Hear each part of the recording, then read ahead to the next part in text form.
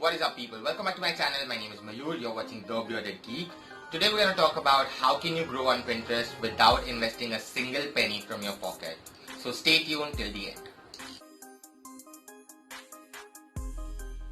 First things first, for the ones who are visiting the channel for the first time or watching my video for the first time, this channel is all about how can you increase your digital productivity with the lesser known tools. So make sure you go ahead and subscribe to the channel and hit that bell icon beside that, because I keep on making this kind of videos on a regular basis, and that way I will be able to reach out to you whenever I upload a new content.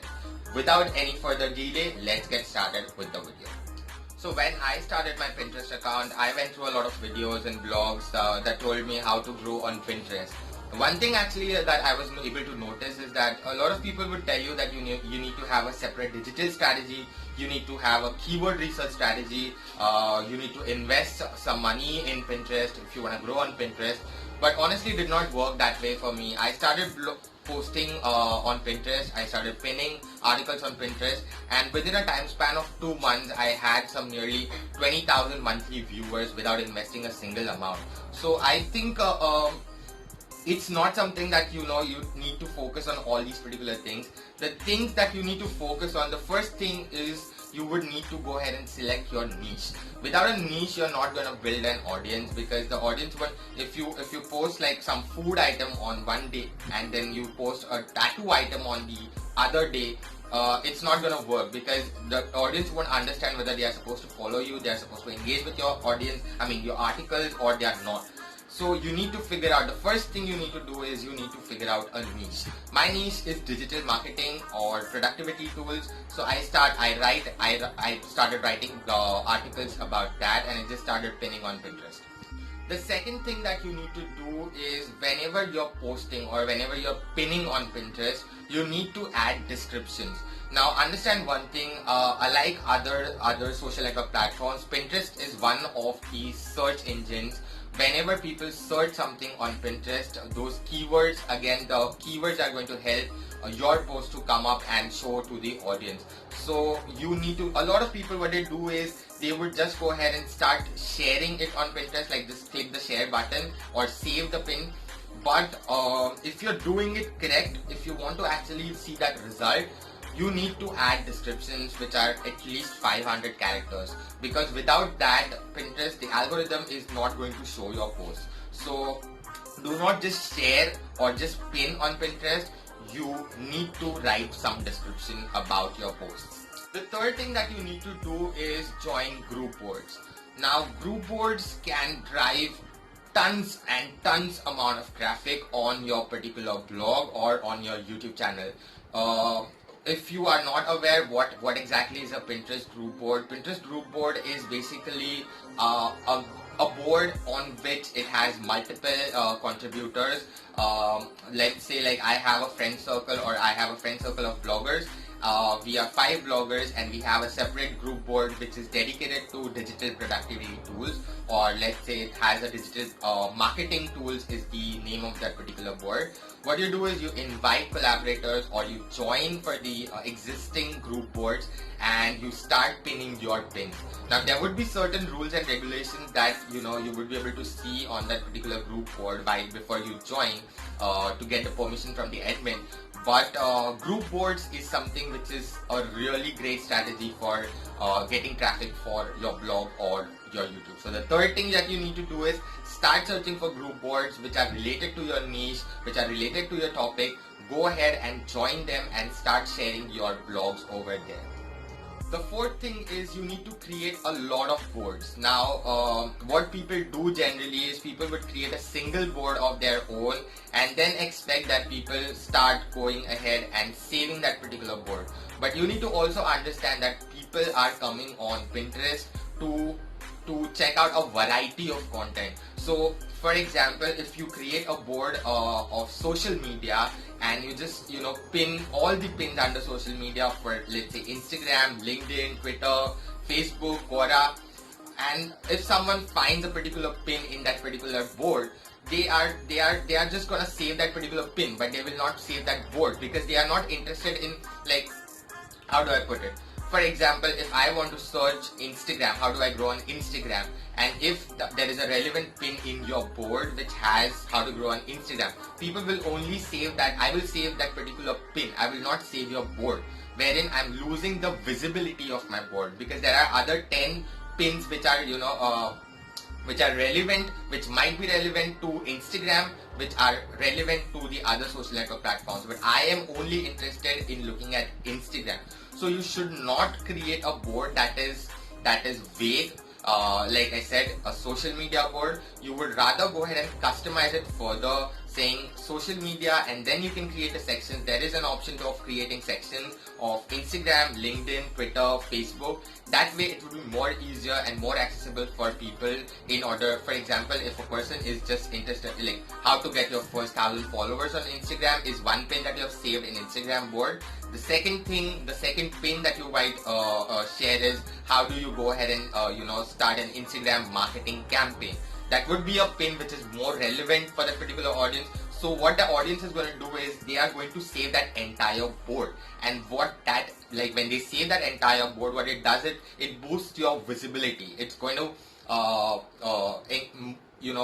share it with more and more audience, which is going to be likely to save that particular entire board rather than just a pin.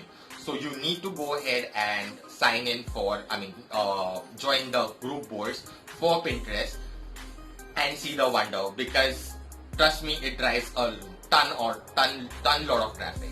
Fifth thing that you need to do is create multiple creators for your pins.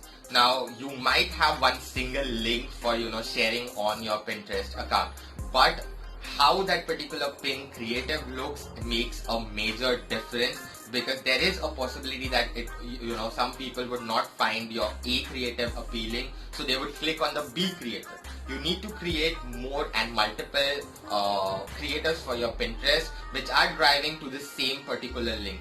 This way what happens is you increase the number of pins that you're pinning on your particular account, and it gives you more visibility. It gives you a chance to drive more traffic, because one single pin can maybe get you like maybe 100 visitors on a daily basis, but 3 pins there is a possibility you can get 300 visitors on a daily basis. So the fifth thing that you need to do is start pinning, like you need to create multiple creators for your pins.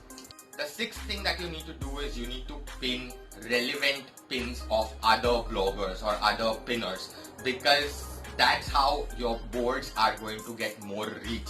Now imagine or understand one thing. For example, if I have followership of some 100 followers and you have a followership of 120 followers, when I pin, if your pin is something which is related to my niche, and I go ahead and pin it on my board, what happens is I am automatically increasing the reach of my board with your followers as well, because what is going to happen is Pinterest is going to show my board to your followers as well, because they are the ones who are interested in this kind of a topic, and it's more likely that they go ahead and start saving my board as well, which will ultimately increase the engagement and ultimately drive more traffic to my blog or my YouTube channel. So this is a very important thing, because generally people think that I just want to create my own audience, so I would start pinning my own board, my own pins on my own boards, and I will not pin someone else's pins. But it doesn't work that way. You need to go ahead. For example, in a group board as well, if you are pinning one of your pins, they will generally, it is a protocol that is followed by the group admin, or they will ask you to do that, is if you are actually going ahead and saving a pin in a particular board, you need to save back at least 2 pins from that board. That's how the engagement and that's how the reach will improve, and that's how more and more you're gonna get more and more exposure. So you can't just grow with just pinning your own pins. You need to actually go ahead and pin the pins that are helpful, that are relevant, that are important to your niche, which are created by the other pinners as well, or the other users as well. And the seventh thing is you need to turn your Pinterest account into a business account. Why that is important? Because when you turn your Pinterest personal account to a business account, it will give you leverage for utilizing the analytics. You will be able to see how many people are coming, how many impressions you have got, how many people have been engaged, how many people have linked, or how many people have clicked on your pins and stuff like that. So you need to actually go ahead and turn your personal Pinterest account into a business account in order to get the access for analytics. And when I say this is a very important point, it is a very important point because without the analytics, you will not be able to know how your pins are performing. Let's say I create I create 2 pins on my boards, how to grow on YouTube. That one creative, and the second creative is how to grow on YouTube fast. I would not be, if I do not turn my personal account into a business Pinterest account, I will not be able to see how many impressions or how these 2 pins, they are driving the users to the same link. However, they have a different creative altogether. So I won't be able to see how these particular both the pins are performing for me. So you need to actually change your personal account to the business account. Well, saying that, I think those were the tips that helped me to grow, and this is what I tried and I did on my account, and actually it gave me wonders of results. That's a different case that I stopped pinning after a while, but trust me, go ahead and try this particular strategies and it is going to work.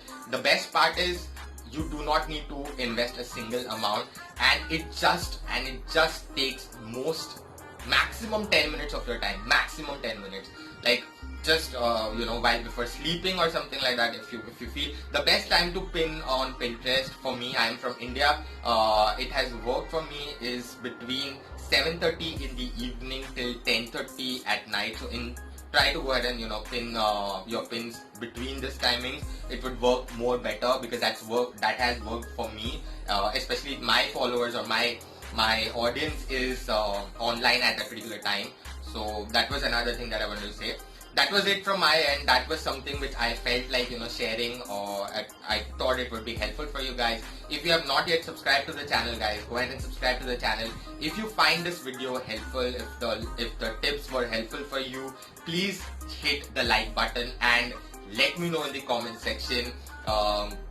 And apart from that, you can always go ahead and check out my blog. I write a blog on a weekly basis. That's about it from my end. I'll be back with another hack for you guys. Till then, keep watching my channel and keep geeking.